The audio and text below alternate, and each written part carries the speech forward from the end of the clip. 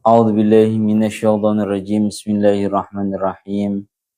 Qala al-mu'allif rahimahullah ta'ala wa nafa'ana bihi wa bi 'ulumihi wa bi asrarihi fid dharin amin ya rabbal alamin. Qala Allah ta'ala fi kitabil karim wa astaqul qailin. A'udzu billahi minasyaitonir rajim. Bismillahirrahmanirrahim. Innallaha yudkhilul ladzina amanu wa 'amilus solihati jannatin tajri min tahtihal anharu yuhallawna fiha min asawira min dhahabi wa lu'lu' atau min dhahabi wa lu'lu'a wa libasuhum fiha harir. Surat Al-Hajj ayat 23. Niki kula wingi sampun kula maknani tetes langsung sak mangke dijelasaken. Ya Allah ya Rabbi ya Karim, kita muratirin ayate innallaha yudkhilul ladina amanu wa 'amilus solihati jannatin. Sesungguhnya Allah Ta'ala memasukkan orang-orang yang beriman dan beramal solih ke dalam surga-surga. Tajri min tahtihal anhar, yang mengalir dari bawahnya sungai-sungai. Yuhallawna fiha min asawira min dhahabi wa lu'lu'ah, yang mana mereka diberi perhiasan,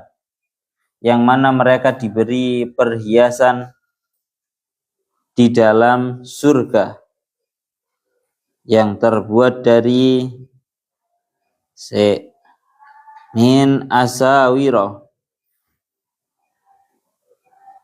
min asawira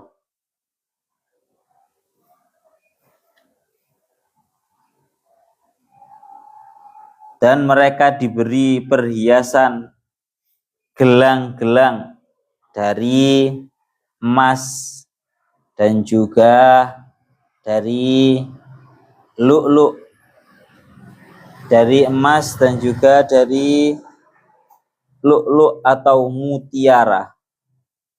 Walibasuhum fiha harir, dan pakaian mereka orang-orang yang beriman di dalam surga itu berupa sutra, terbuat dari sutra.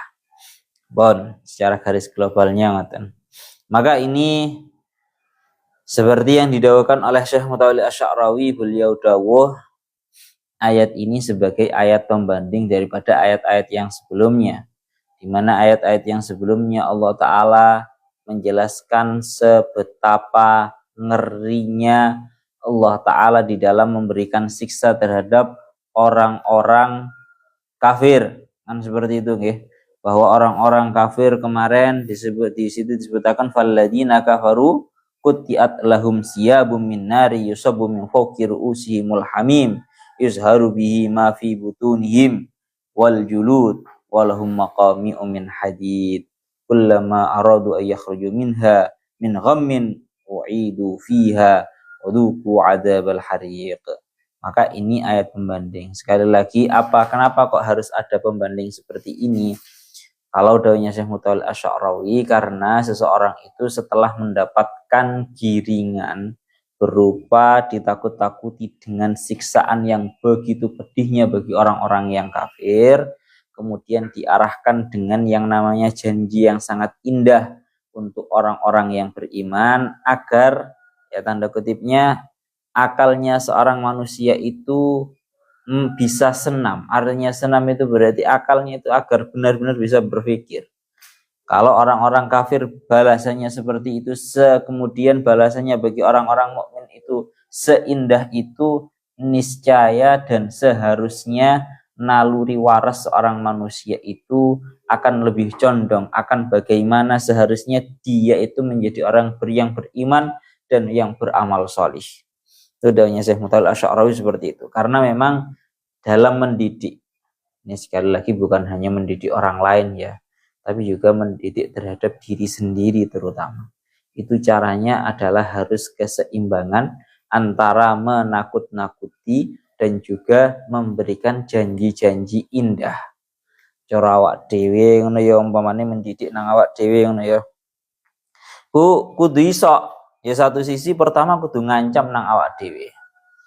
Semisal mengancam terhadap dirinya sendiri, awakmu lek males, entah itu malas belajar, entah itu malas bekerja, malas sholat, kamu nanti di masa yang akan datang akan mendapatkan kegagalan.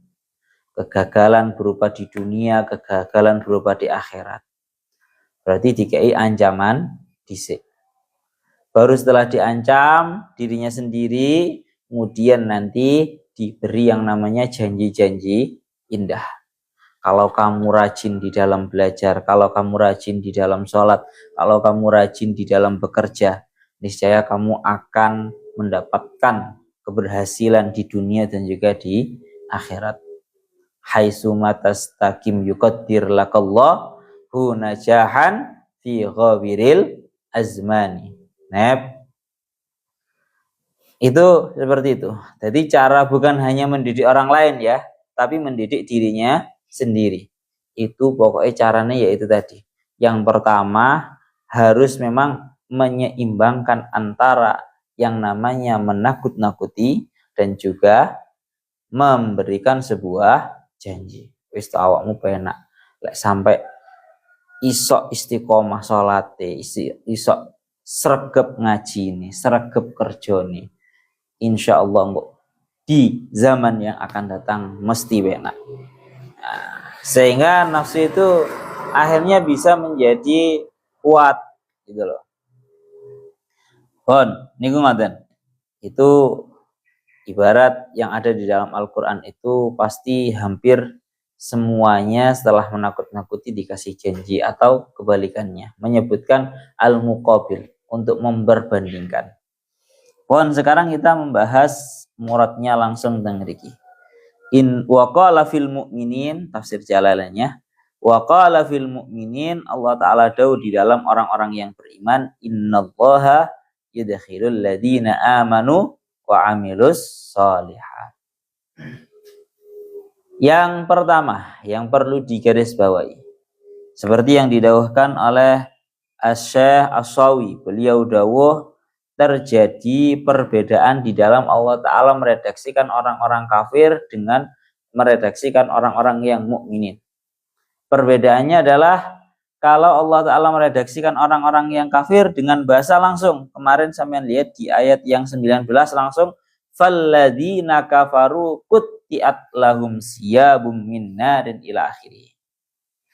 Tapi untuk orang-orang yang beriman, Allah Ta'ala mboten langsung mendawuhaken falladzina aman.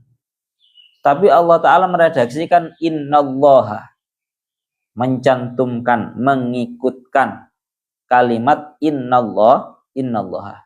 Itu untuk apa? Tujuannya untuk memberitahukan betapa agungnya keadaan para mukminin, bahwa di dalam Allah Ta'ala menuturkan balasan-balasan untuk para mukminin. Allah Ta'ala mengawalinya dengan asmonya, yaitu innallaha.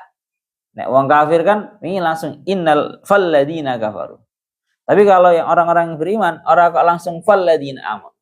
Tapi innallaha yudkhilul ladzina amanu. Sesungguhnya Allah Ta'ala yang memasukkan orang-orang yang beriman dan beramal soleh ke dalam surga. Berarti jelas ya, yang memasukkan kepada para mukminin yang beramal soleh kepada surga adalah Allah Ta'ala. Pun bolak-balik kalau aturne sing ngelebokne surga para mukminin yang beramal soleh itu adalah Allah Ta'ala, bukan gara-gara amal. Cuma nanti masalah kelas surganya, VIP ekonomi, VIP atau VVIP itu tergantung amalnya. Paham ya? Iki bolak-balik tak aturne lho, Pak, kayak awak dhewe nang Juanda kita bisa naik terhadap pesawat itu murni karena pihak imigrannya. Iya bahasanya, imigrasi. Pihak imigrasinya yang memperbolehkan agar seseorang ini boleh atau tidaknya untuk melanjutkan perjalanan menaiki pesawat ini atau tidak. Lah masalah nanti pesawat yang dinaiki itu pesawat yang ekonomis, VIP atau VVIP, ya tergantung dengan yang dia beli.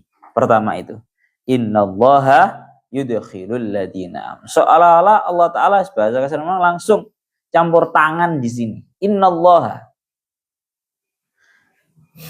Kalau dalam orang-orang yang kafir kemarin nggak ada penyebutan innallaha, bahasa kasar ngomong qatta'a lilladina kafir, nggak ada bahasa Islam. Langsung falladina kafaru. Pun itu yang didawuhaken ngoten. Nala dawuhnya Syekh As-Sawi isyaratan li ta'dhimi sya'nil mukminin. Untuk memberikan isyarah betapa agungnya kondisinya para mukminin. Pun niku ngoten. Kemudian di sini Allah Ta'ala seperti yang didawuhkan oleh Syekh Mutawalli Asy'arawi menuturkan untuk memberikan balasan kepada para mukminin kebaikan-kebaikannya dengan 4 balasan. Napa? Dengan 4 balasan. Yang pertama, yudkhilul ladzina amanu wa 'amilus solihati jannatin tajri min tahtihal anhar. Yaitu tentang tadi meliputi yang pertama ini meliputi tempat. Nah, bahwa fasilitas berupa tempat. Sesuk nang akhirat Allah Ta'ala memberikan fasilitas istimewa bagi orang-orang yang beriman dan beramal solih berupa maskan, berupa tempat, yaitu surga-surga. Tajri min tahtihal anhar, yang mengalir dari bawahnya sungai-sungai, yang mengalir sungai-sungai dari bawahnya. Ini nggih bolak-balik kula aturaken, pokoknya kalau ada bahasa di Al-Qur'an itu ada bahasa 2, tahtahal anhar dengan min tahtihal anhar. Bedanya kalau tahtaha itu air yang mengalir, yang memiliki pemahaman mungkin airnya itu datang dari tempat lain. Itu kalau tahtaha. Tapi kalau min tahtiha itu memang berarti nyumbernya langsung dari bawahnya itu sendiri. Pun tajri min tahtihal anhar. Ya Allah ya Rabbihu ya Karim, itu balasan kenikmatan yang pertama oleh Allah Ta'ala. Dan balasan yang kedua, yuhallawna fiha min asawira min dahabin wa lu'lu'a, atau min dahabin wa lu'lu'in. Yang kedua yaitu diberi balasan berupa perhiasan. Apa? Diberi perhiasan berupa, diberi balasan berupa perhiasan. Perhiasannya rupanya napa? Yuhallawna fiha min asawira min dahabin. Mereka, para orang-orang yang beriman dan beramal solih, diberi perhiasan di dalam surga dari gelang-gelang emas dan juga mutiara. Jadi setelah Allah Ta'ala memfasilitasi para orang-orang yang beriman dan beramal solih itu tempat yang sangat istimewa, yaitu yang kedua diberi yang namanya sebuah perhiasan. Perhiasan itu ya seperti kalau kita sekarang ini ya kayak jam tangan dan ya semisalnya ketepaan orang kayak jam tangan itu, Pak. Jadi nang kene bil jari lu'lu'in itu bisa dibaca jar satu qiraah ai min huma bi ayyurassa al-lu'lu'u bizahab, dengan gambaran yang namanya mutiara itu dijadikan, ditempatkan di emas. Ini kalau bahasanya nang ngriki niku, ini bahasanya terbalik kalau komentarnya Syekh As-Sawi. Yang benar itu bukan kok mutiara yang dihiasi dengan emas, tapi emas yang kemudian ditemplei dengan mutiara. Jadi sesuk nang surga itu para mukminin yang beramal solih itu diberi niki, ya Allah ya Rabbihu ya Karim, perhiasan gelang yang terbuat dari emas, dan juga emas yang di situ ada mutiara-mutiaranya. Sampean kalau lihat orang-orang sekarang itu, baik yang laki-laki ataupun yang perempuan, terkhusus ini yang laki-laki. Kalau yang perempuan kan sudah biasa menggunakan emas, itu merupakan hal yang legal toh. Utamane oleh ndelok wong Madura lho Pak, masih grendelan sampai ngene. Terkhusus itu untuk orang perempuan memang hal yang legal di dalam syariat Islam. Tapi kalau di dalam syariat Islam bagi orang laki-laki yang namanya emas itu merupakan hal yang haram. Ini sekali lagi wis jelas alasannya. Ini pembahasannya nanti masuknya ke fikih. Sanep. Jadi bahkan di surga besok itu perkara-perkara yang seharusnya itu merupakan hal-hal yang diharamkan di dunia itu merupakan hal yang legal tatkala besok di akhirat. Semuanya, hampir semuanya. Maka tenggeri kita akan diberi perhiasan gelang yang terbuat dari emas dan kemudian dihiasi dengan mutiara-mutiara. Lalu tenggeri kita akan ngata. Jadi bi'ayyi ras'al lu'lu' bidzahab ini tenggeri kita akan al-ibaratu fiha qalbun. Ini ibaratnya, redaksinya ini kebalik. Seharusnya wal aslu bi'ayyi ras'a adzahabu bil lu'lu'. Seharusnya itu yang benar adalah emas yang kemudian diberi napa iki jenenge bahasane topping, Pak. Topping emas itu berupa mutiara.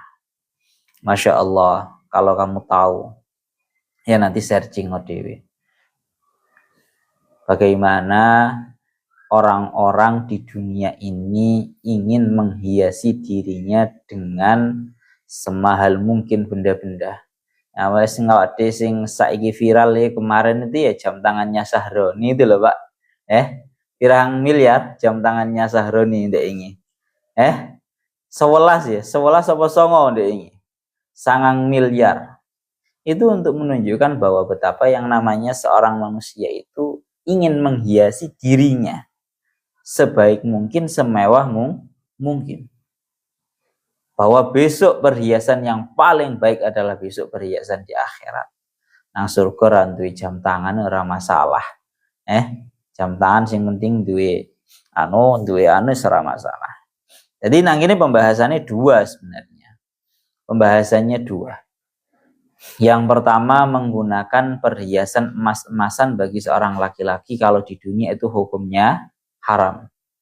Gawe perhiasan emas bagi seorang laki-laki itu hukumnya haram. Entah itu apa iki jenenge kalung atau gelang, itu hukumnya haram, nggak boleh. Tapi besok di akhirat merupakan hal yang lain. Yang kedua, membahas mengenai yang namanya menggunakan gelang.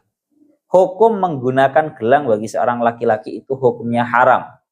Masih duduk emas, Anda nih.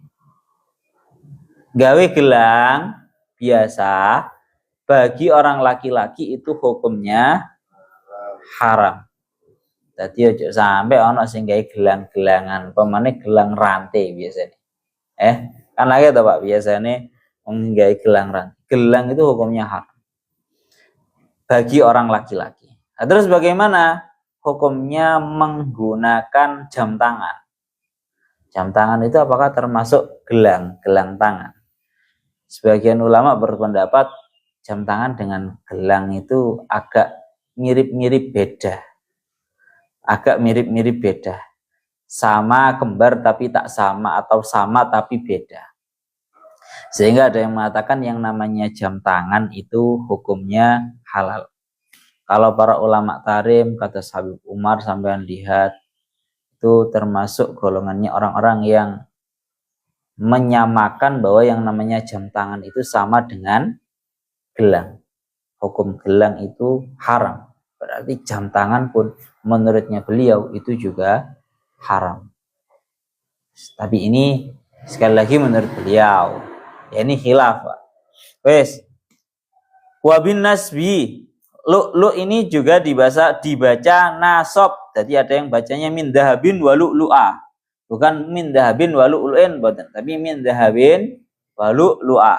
Kenapa kok dibacanya nasab? Atfan ala mahalli min asawira. Karena mengatofkan terhadap mahalnya lafaz min asawira. Yang mana min asawira ini menjadi maf'ul. Yes. Jadi ketika akan wakila ada yang mengatakan bahwa perhiasan yang digunakan itu bukan kok bahasanya tengeriki emas yang kemudian dihiasi dengan mutiara. Tapi ada yang mengatakan memang gelang-gelang yang digunakan itu terbuat dari ya Allah ya Rabbi ya Karim dua macam. ada yang terbuat dari emas, ada yang terbuat dari mutiara, bahkan juga di dalam riwayat yang lain, dalam ayat yang lain, wa hullu asawira min fiddatin. Ya. Napa wa hullu asawira min fiddatin. Mereka diberi perhiasan dari perak. Jadi 3 macam, emas, perak dan juga mutiara. Masya Allah, seniki apik dan wakila yalbasuna al-asawira min naw'ain, dan lagi dilanjutkan lima warada, karena ada hadis yang datang bahwa annal mu'mina yusawwaru fil jannati bisalasati aswiratin. Seorang mukmin itu besok di surga akan diberi 3 gelang. Yang pertama siwarun min dabin, gelang dari emas, siwarun min fiddatin, gelang dari perak, siwarun min lu'lu'in, gelang dari mutiara. Wes. Aku tak kandhani gelang sing paling apik lek. Kamu kan ngerti ini kan lek sing larang tok tapi tidak terbuat dari batu-batu mulia. Itu kan ya kayak merek-mereke Jami Sahroni deh, ini mereknya jenenge apa to Pak wingi? Aku lali to. Lali. Merek-mereknya jamnya tuh kayak Rolex. Rolex kan sekitar 100 juta. Kemudian kalau kamu tahu lagi masih banyak lagi. Tapi lek kamu ngerti jam tangan sing paling apik terbuat dari batu mulia. Cara bahasa ngoten. Itu sampean lihat sendiri nanti, itu namanya jamnya mereknya Jacob & Co. Oh itu wapik tenanan. Tapi besok di surga lebih baik daripada itu. Wapik lu ngalah-ngalai. Pun tengriki ngoten nggih. Terakhir mengenai perhiasan ini, wa fil hadis tabluhu khilyatul mu'min haitsu yablughul wudu. Perhiasan yang digunakan oleh seorang mukmin itu banyaknya, tingginya, ngerompiongnya, cara bahasanya ngoten. Ngerompiongnya itu sampai tempat di mana air wudu kamu itu mengenai. Di mana air wudhu kamu itu mengenai tubuh kamu, sampai situlah perhiasan besok di surga akan tercapai. Jadi umpama awak dhewe wudhu ini kan sampai pergelangan tangan, sampai sikut sini itu. Ya berarti besok perhiasannya sampai sikut sini. Lalu kemarin juga sudah diceritakan bahwa salah seorang sahabat, kalau nggak salah itu asmanya ya Al-Imam Abu Hurairah, kuwi lek wudu sampai kelek gini Pak. Lek wudu sampai kelek, oleh dimbasuh lho. Wudu sampai kelek gini. Ketika beliau ditanya apakah ini tidak termasuk israf atau berlebihan, beliau menjawabnya, karena aku mendengar bahwa sesungguhnya perhiasannya seorang mukmin besok di surga itu sampai tempat di mana air wudunya menyentuh. Akhirnya Imam Abu Hurairah membasuh, cara membasuh sampai kelek gini. Pun, itu 2. Yang nomor 3, walibasuhum fiha harir wal muharramu lubsuhu ala rijal fid dunyah. Dan pakaiannya mereka di surga itu terbuat dari napa? Harir atau sutra. Terbuat dari sutra. Yang mana pakaian yang terbuat daripada sutra itu merupakan perkara yang haram bagi orang laki-laki tatkala di dunia. Pertama, saya ingin membahas lafaz Al-Qur'annya. Walibasuhum fiha harir. Tengeriki bahasanya pakai menggunakan jumlah ismiyah, tidak menggunakan jumlah fi'liyah. Pakai bahasa walibasuhum fiha harir. Pakaian mereka di surga itu terbuat dari napa? Sutra. Maka tengeriki dikaaken seperti yang dilakukan oleh Syekh As-Sawi bahwa dengan bisa kita pahami dari redaksi Al-Quran yang mana itu menggunakan redaksi jumlah ismiyah, itu menunjukkan bahwa yang namanya baju-baju mereka yang terbuat dari sutra itu adalah baju keseharian. Karena redaksinya itu menggunakan jumlah ismiyah. Nanti beda halnya kalau menggunakan redaksi bahasa-bahasa yang fi'il seperti wayal basuna. Kalau di dalam sini disebutkan Ya Allah ya Rabbi ya Karim.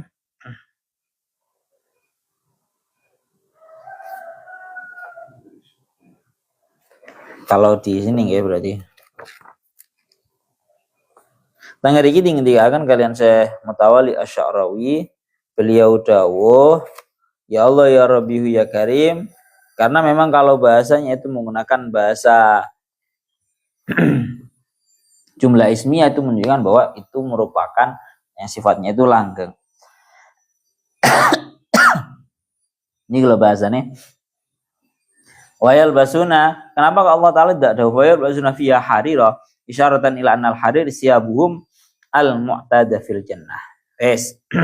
Wa naludul lil jumlah ismiyah yadullu ala dawam. Bon, ini udah dibahas masalah yang kedua, ini bahas masalah hukumnya menggunakan sutra bagi para laki-laki.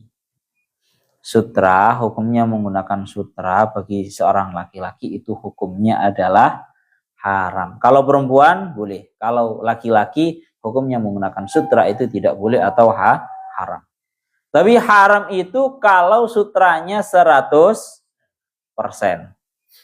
Kalau 50% itu hukumnya tidak masalah. Sekarang kita bahas sing jenenge sarung BAS. Ini karena kalau masalah sarung BAS itu saya sudah mengikuti dari dulu, Pak. Sarung BAS itu kalau kamu harus tahu, tidak semua sarung BAS itu full sutra. Sarung BAS itu banyak macamnya. Kalau sarung BAS yang full sutra, itu biasa orang-orang menyebutnya dengan sarung BAS yang FS. FS itu full sutra. Kalau sekarang harganya mahal full sutra itu. Sampai puluhan juta. Atau jangan BAS wis, kayak seperti Lamiri, Mustamin, atau merek-merek yang lainnya, Kecubung, itu kalau full sutra ya haram. Yes ya. Tapi kalau cuma 50% seperti yang ada pada zaman sekarang, cetakan-cetakan baru, buatan-buatan baru daripada pabrik BAS, saya akan mengikuti perkembangannya. Jadi karena yang namanya sutra itu semakin hari semakin mahal, akhirnya pabrik BAS itu menurunkan kualitas. Bahasa kasar ngomong nggak? Menurunkan kualitasnya, yang biasanya dulunya itu sutranya itu full, diturunkan untuk sehingga cuma pinten 50%. Bahkan sing luarang yang cara saiki sing masterpiece pun itu semuanya sutranya cuma maksimal 50%. Jadi wis ora haram, Pak. Sing haram itu yang full sutra yang zaman biyen. Bon, itu membahas yang namanya menggunakan sutra. Tapi kiranya saya perlu untuk membahas juga haram itu di dalam madhabnya kebanyakan para ulama. Karena jangan sampai ini bahasa kasaran yang ngomong bahaya, Pak. Bahas hukum sing koyok ngene iki. Zaman dahulu kiai-kiai ku bicara bahasa kasar ngomong sing sering gawe sarung-sarung full sutra yang tanda kutipnya itu haram, itu justru malah kiai-kiai. Paham ora we? Sing ya tanda kutipnya yang dianggap melanggar itu malah para kiai. Sehingga kiranya saya perlu menyampaikan apa yang dilakukan oleh Syekh Ali Jumat, bahwa beliau Syekh Ali Jumat mengatakan bahwa hukum menggunakan sutra bagi orang laki-laki menurut pendapat yang ada di dalam madhabnya Imam Abu Hanifah itu hukumnya halal. Iling-ilingan menggunakan sutra di dalam pendapatnya Imam Abu Hanifah, dawuhnya Syekh Ali Jumat, itu hukumnya halal. Jadi maksudnya apa sih? Ade ben belajar husnudzon, Pak. Santri-santri lho. Ojo ndelok weh kiai ge lho delok Pak, sarunge BAS full sutra. Jarine haram. Tapi ya delok-delok sarunge malah sing gawe sarung-sarung full sutra malah kiai-kiai. Ben awak dhewe iso husnudzon. Bahaya soalnya awak dhewe pemane termasuk kiai-kiai sing masyaallah, sing istilahnya termasuk para kekasihnya Allah. Karena biyen ono cerita, Pak. Dulu itu ada seorang ulama, terkenal juga beliau itu wali. namanya Abuya Uji Turtusi di kalau nggak salah daerah Jawa Barat di Banten sana. Suatu ketika beliau itu termasuk orang yang mengikuti Thariqah Syekh Abdul Qadir Al-Jailani. Beliau pernah mengadakan yang namanya, sampai sekarang sebenarnya juga masih terus, walaupun beliau wafat, khalnya Syekh Abdul Qadir beliau masih lanjut. Tatkala beliau membuat acara khalnya Syekh Abdul Qadir Al-Jailani besar-besaran, itu kan beliau juga mengundang para ulama, mengundang para habaib, juga termasuk mengundang para pejabat, wali kota, gubernur. Kemudian pada waktu itu ada kalau nggak gubernur ya pejabat wali kota itu disuruh untuk memberikan sambutan oleh Abuya Uji Turtusi. Silahkan wahai Pak Bupati atau Pak Wali Kota, sampean memberikan sambutan. Kemudian Pak Bupati atau Pak Wali Kota ini tatkala memberikan sambutan, ora kok memberikan sambutan yang sifatnya acara ini baik, ini merupakan acara-acara yang di dalamnya penuh dengan kebaikan. Ora kok malah ngono, malah ngilokno kiai yang tanda kutipnya sangat suul adab sekali. Dia ngomong lek kapan, lah yo para kiai-kiai itu senang mengadakan hal, tapi mohon maaf mereka masih sering kali menggunakan sarung-sarung sutra. Bahasanya sarung-sarung Samarinda. Mereka masih senang menggunakan sarung-sarung sutra. Yang mana itu hukumnya haram. Ono pejabat wali kota atau bupati dipersilahkan sambutan, malah sambutan ngilokno para kiai-kiai yang hadir atau yang tidak hadir bahwa mereka masih senang menggunakan sarung sutra. Barang mari mudun teko podium langsung dicegat sama Abuya Uji Turtusi itu. Langsung diomongi. Kon nang dukur podium. Ya ini pakai bahasa Sunda kalau beliau. Ini terjemah saja. Kon nang dukur podium telah mempermalukan para wali-walinya Allah dengan kamu menuduh mereka menggunakan, ya bahasanya mengatakan, memperolokkan mereka menggunakan sarung-sarung sutra. Kamu telah mempermalukan para wali-walinya Allah Ta'ala. Maka detik ini pula tidak akan lama kamu akan dipermalukan oleh Allah gara-gara kamu telah mempermalukan para wali-walinya Allah. Seketika itu juga, tidak lama, jarak beberapa hari saja, wali kota ini langsung tergulingkan daripada jabatannya. Ini gara-gara awak dewe, yes tanda kutipnya, ya memang loh Pak, ora iso bahasa kasaran nih ngomong, ora iso jogo adab. Jadi awak dewe nek ndelok para wali-wali Gusti Allah, andai kan kita melihat sebenarnya kalau doanya kita berdoa agar kita itu dihalang-halangi agar tidak bisa melihat daripada aib-aibnya guru-guru kita. Tapi andaikan toh kok terlihat, itu kita ya perkara yang haram tetap kita hukumi haram. Aku kudu tegas ngono. Sopo ae teko kiai sopo ae. Alim kaya apa ae kiai kuwi. Wali kaya apa ae kiai kuwi. Lek barang sing dilakoni ku barang haram, tetap kamu harus menghukumi haram. Paham ya? Satu itu. Tapi yang kedua, tidak lantas kamu tiba-tiba menjadi hakim. Ini yang hukumnya jangan sampai. Tidak lantas tiba-tiba kamu menjadi hakim. Wah, langsung kamu sok alim deh, kiai lo ngene.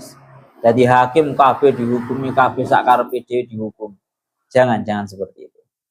Pun niki bahas walibasum fiha harir. Pakaiannya besok di surga itu menggunakan sutra. Malah tengeri akan ada salah satu hadis yang dia akan man labisal harir fid dunya lam yalbasu fil akhirah. Barang siapa yang menggunakan sutra di dunia, niscaya tidak akan menggunakan sutra besok di akhirat. Ini ancaman. Ya nanti bebas, ini nanti diarahkan kamu mengikuti yang halal atau yang haram, itu bebas. Cuma ada hadis yang mengatakan bahwa barang siapa yang menggunakan sutra di dunia, niscaya tidak akan menggunakan sutra di akhirat.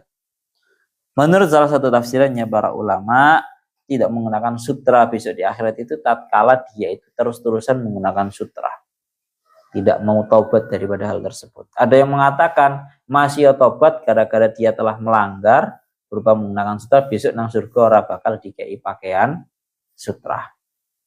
Ini ngatakan. Terakhir, wahudu ila thayyibi minal qawli wahudu ila syiratil hamid. Yang keempat ini ya. Tinggal lagi. Yang keempat, ini yang terakhir, yaitu merupakan sebuah hal-hal yang sifatnya itu yang diberikan, kenikmatan-kenikmatan yang diberikan oleh Allah Ta'ala terhadap para mukmin, yaitu wahudu ila thayyibi minal qawli wahudu ila syiratil hamid. Al-Hajj ayat 24. Dan mereka para mukminin itu diberi petunjuk tatkala di dunia kepada ucapan yang baik, wa huwa la ilaha illallah, yaitu ucapan la ilaha illallah, wa hudu ila siratil hamid, dan mereka itu diberikan petunjuk kepada jalannya Allah Ta'ala yang terpuji, ayat tariqillahi al-mahmudati wa dinihi, yakni jalan dan juga agamanya Allah yang terpuji.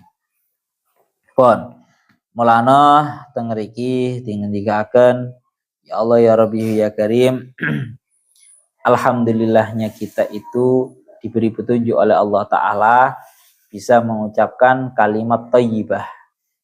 Kita mengenalnya dengan bahasa kalimat thayyibah, atau nangkin ngeriki bahasane waudu ila thayyibi minal qaul. Tengeriki dingendikaken ai ma'a adilati. Jadi bukan hanya la ilaha illallah saja, tapi Muhammadur Rasulullah. Maka karena nopo kalimat la ilaha illallah itu merupakan sebaik-baiknya ucapan. Karena seperti yang dilakukan oleh Kanjeng Nabi, afdalu ma qultu ana wan nabiyuna min qabli la ilaha illallah. Sebaik-baiknya apa yang aku ucapkan, aku dan para nabi-nabi sebelumku, adalah kalimat la ilaha illallah. Fahiya ra'sul mal lidzakirihi. Maka yang namanya kalimat la ilaha illallah itu merupakan modal utama bagi orang-orang yang berzikir. La yuqalu syai'un minal a'mal illa biha. Enggak bisa diterima amal apapun kecuali dengan adanya kalimat la ilaha illallah Muhammadur Rasulullah. Faman mata 'alaiha hasalat lahu sa'adah.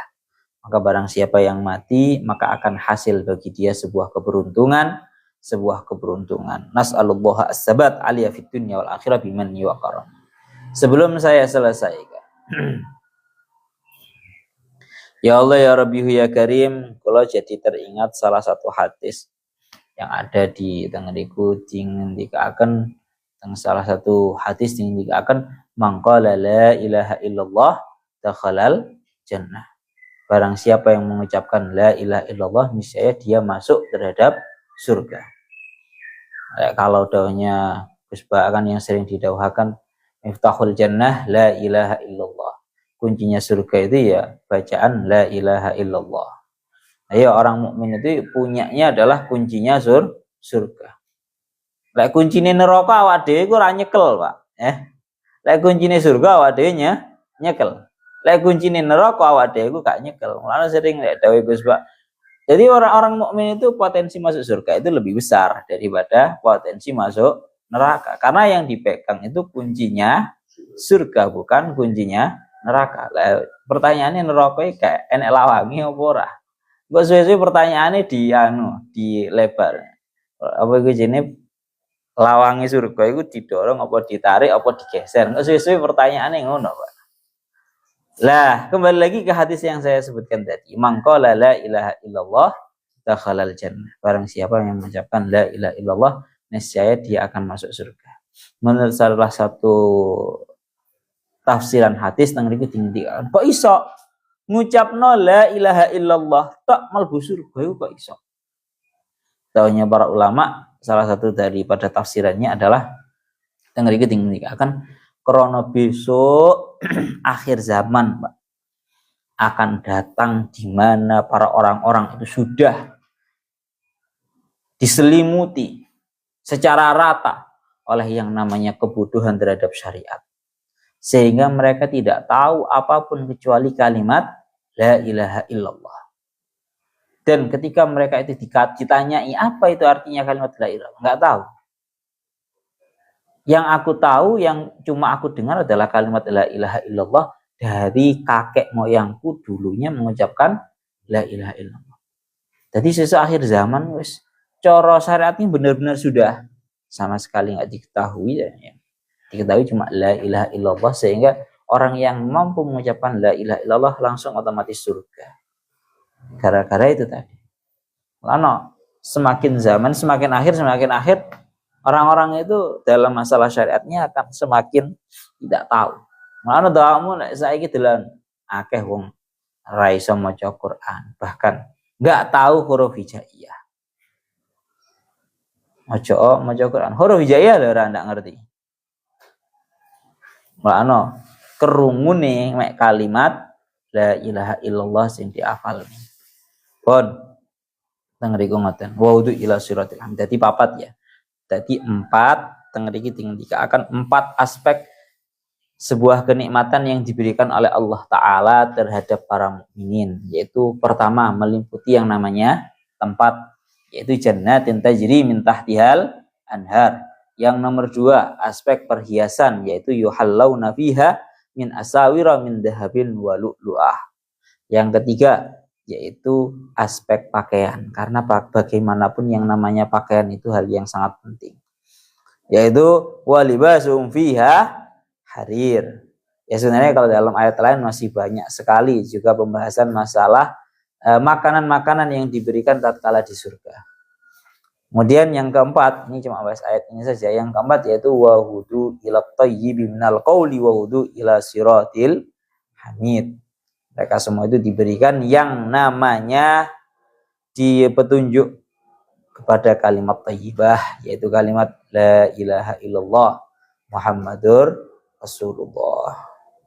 Nas'alullah as-sabat aliyah fid dunya wal akhirah. Semoga kita bisa diberikan keistiqomahan atas kalimat la ilaha illallah Muhammadur Rasulullah.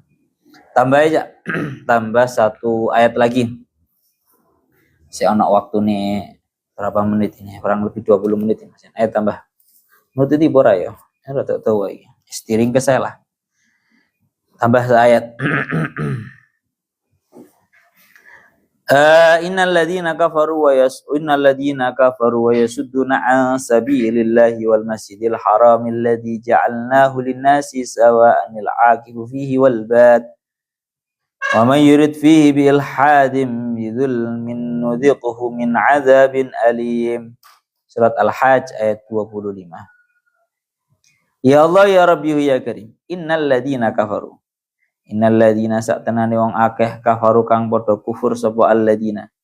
Wa yasudduna lan padha nyegah sapa alladzina kafaru an sabilillah saking ibadah ing Allah, ay taati tegese ngabekti ing Allah. Wa wal masjidil haram ay wa anil masjidil haram.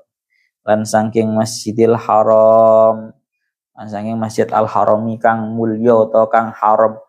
Alladzi ja'alnahu kang dadekake sapa ingsun ing masjidil haram mansakan ing nggon ngibadah wa muta'abbadan lan tegese nggon ngibadah linnasi kedue para menungso. Sawaan hale podo al-aqifu fihi wal bad. Al-aqifu sawaan hale podo al-aqifu fihi wal bad.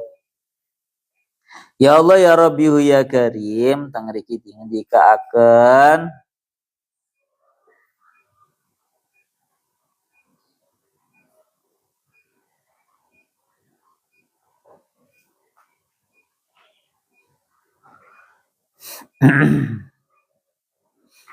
al-aqifu fa'ilun lil ismi al-masdari sawa'an.